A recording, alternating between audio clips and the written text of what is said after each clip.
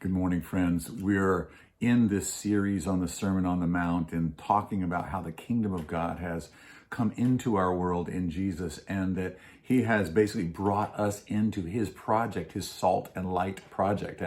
And so he's addressing some of these obstacles, if you will, to us being effective salt losing its saltiness, and light being placed under a bushel. He wants us shining. He wants us flavoring and preserving the world the way that salt and light does. But there are things that actually impede that.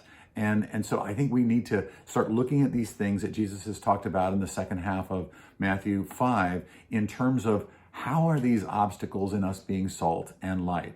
And so, yesterday we talked about, for one, that salt and light people see and do sexuality differently than this world, that this world has its own very perverse way. I like the way that St. Augustine basically said this, that the enemy really doesn't have the ability to create anything new. What he does is he takes the thing that God created that's good and he distorts it, he twists it, he decays it, he erodes it. And so what he's done with sexuality, it being such a powerful component in people's lives, that he grabs it and he distorts it. He starts to sort of morph it into something that God didn't make it for. So, we've talked about before this idea of sex is fire in the fireplace. When fire is in the fireplace, it gives light and heat and warmth and beauty to the room. When it's outside the fireplace, it burns everything down. And so we need to keep sex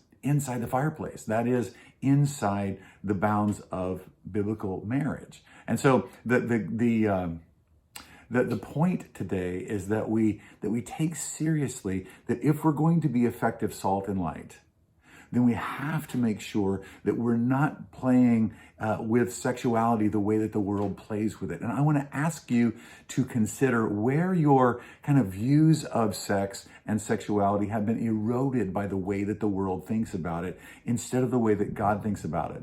And so, the Bible is actually very spicy on this, that sex isn't bad, and it actually is very, very good, enjoyable, pleasurable inside the bounds of marriage. Outside of that, it burns everything else down.